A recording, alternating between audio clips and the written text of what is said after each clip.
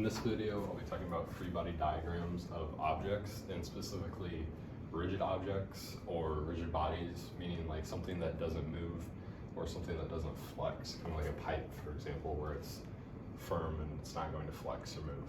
So for making a free body diagram, what you're wanting to do is replace any of the forces or constraints that are on an object and just show those as forces instead of having other objects that are still touching the object you're determining.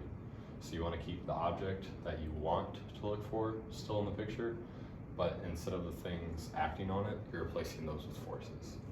So the two things that you kind of need to determine and figure out where those forces are coming from are both any forces applied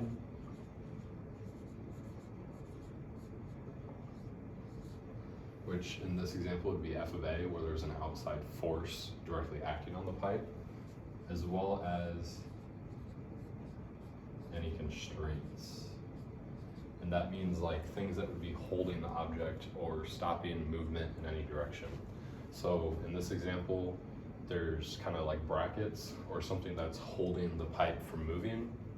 So it might, if you just look at this bracket, it might be saying that the pipe can't move this way and it can't move in that direction, but maybe that it would be able to still kind of slide in and out this way when it would still be able to rotate.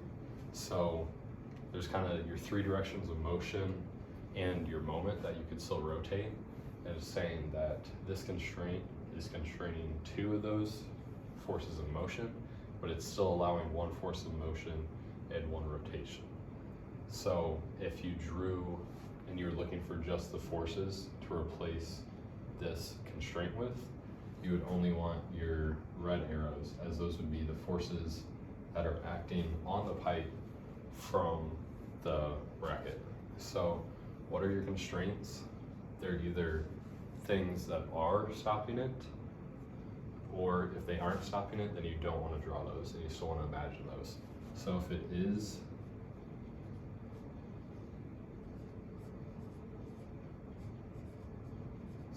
stopping movement, that'd be movement or rotation, then it is a constraint. And you do want to have an F drawn. If it's not stopping the movement, so in this example, when we said it could still move that way or it could still rotate, then that isn't stopping movement.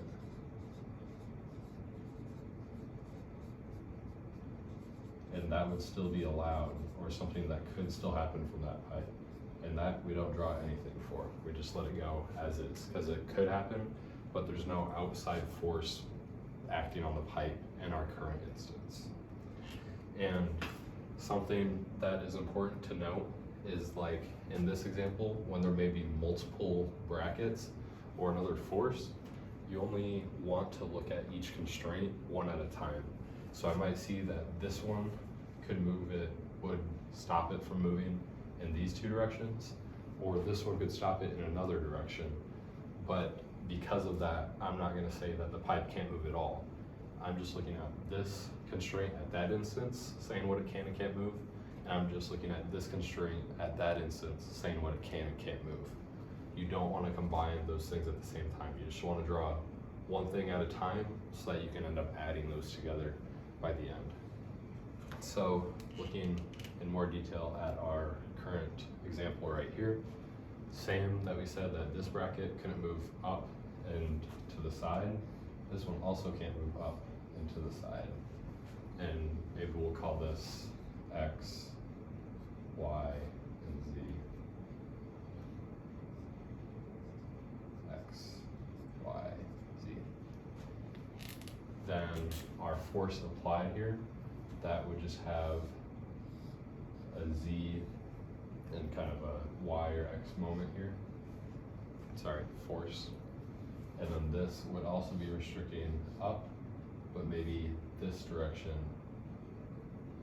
wouldn't be allowed now because we can't move in that direction.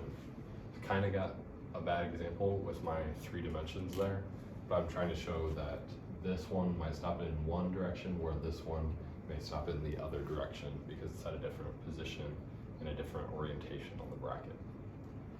Then we want to do this all for constraints and moments.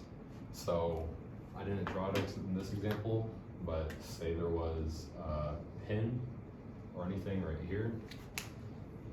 Sorry, a pin would still allow a moment. But if there was anything like a full bracket or a wall that would be stopping a moment, then that's where we want to draw our constraint of the moments. And maybe it's just completely holding it right here. And that's just completely holding it. So there's no moment or anything around it. That's when you would draw the moment. If it's not allowed to move in that direction, as we said, it's stopping the movement, which is a constraint, which we do need to draw either a force or a moment for.